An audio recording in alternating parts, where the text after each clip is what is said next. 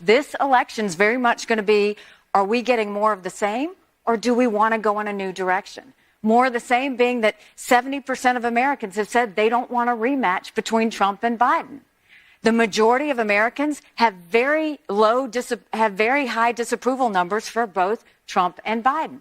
That was Nikki Haley at last night's CNN town hall, and new Decision Desk HQ numbers. For the first time in Decision Desk HQ history, Haley is now polling on average within single digits against Donald Trump in New Hampshire ahead of Tuesday's primary.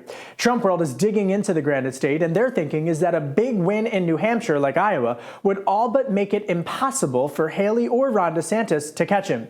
But there's growing rumblings in Washington about the intensity of an alternative candidate. No Labels, the group pushing a unity ticket, has filed an election interference complaint with the Department of Justice. They're arguing that their opponents, including those in the Biden administration, have used intimidation, harassment, and fear against them. Haley played into that during last night's town hall. They are so distracted by their own investigations. Stay tuned. And remember, you can follow all of the latest polling at the Decision Desk HQ by visiting elections2024.thehill.com. Shutdown averted for now. Here we go again. The Senate and the House passed a short-term funding agreement that will prevent the government from shutting down. Not to mention, it allows lawmakers to get home for a week-long recess, but they'll have to get to another agreement by early March, or, you guessed it, there will be another shutdown. But the backstory to all of this is interesting, because the Conservative Freedom Caucus tried to get H.R. 2 tacked on to the House version of the spending bill. But GOP House Speaker Mike Johnson and his allies put a stop to it. And that is not going to play well in the long run for him, especially in an election year when former President Donald Trump and Republicans across the country are running on immigration and border security. And while Johnson was able to muster a hefty chunk of his caucus to back him on the short-term CR, the final vote was 318 to 108, Republicans themselves were divided. The GOP breakdown was 107 yeas to 106 opposed.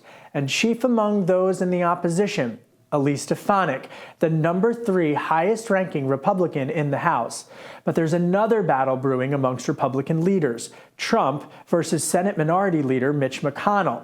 The Hill's Alex Bolton reports that Trump has instructed Republicans in Congress not to back any compromises with Democrats on the U.S. Mexico border, even if it means no funding for Ukraine in its war to defend itself from Russia.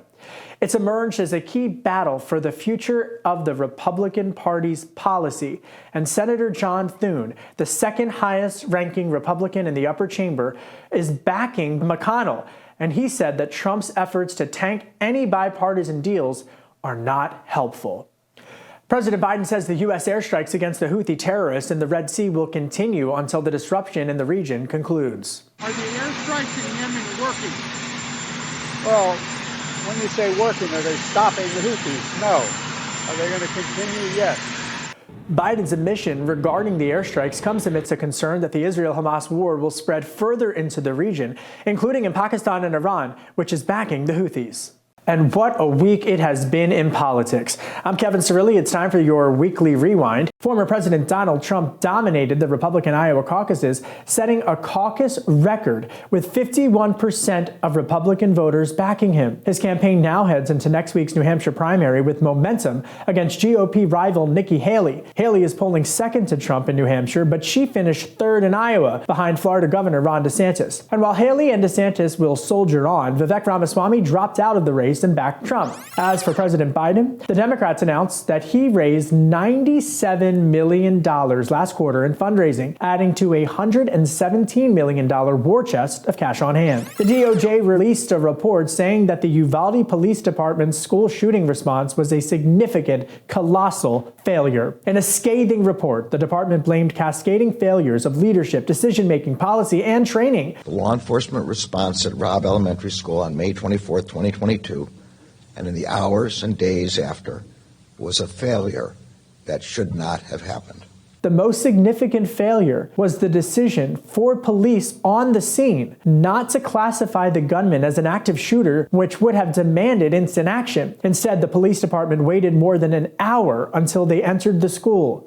19 kids were killed, and 2 teachers. House Republicans are moving ahead with impeaching Homeland Security Secretary Alejandro Mayorkas for his handling of the border crisis. The White House is slamming the move, calling it unconstitutional. But Congressman Michael McCall, a Republican of Texas, says that a vote could come before the committee January 31st. That means that the committee would likely hold a vote on an impeachment resolution on January 31st, which would then send it to the floor of the House in early February. That would be the first time a cabinet secretary has been impeached since 1876. The U.S. launched their fourth round of military strikes against the Houthi terrorists in the Red Sea. The latest military action comes after President Biden redesignated the Houthi rebels as a terrorist organization after revoking that status when he took office.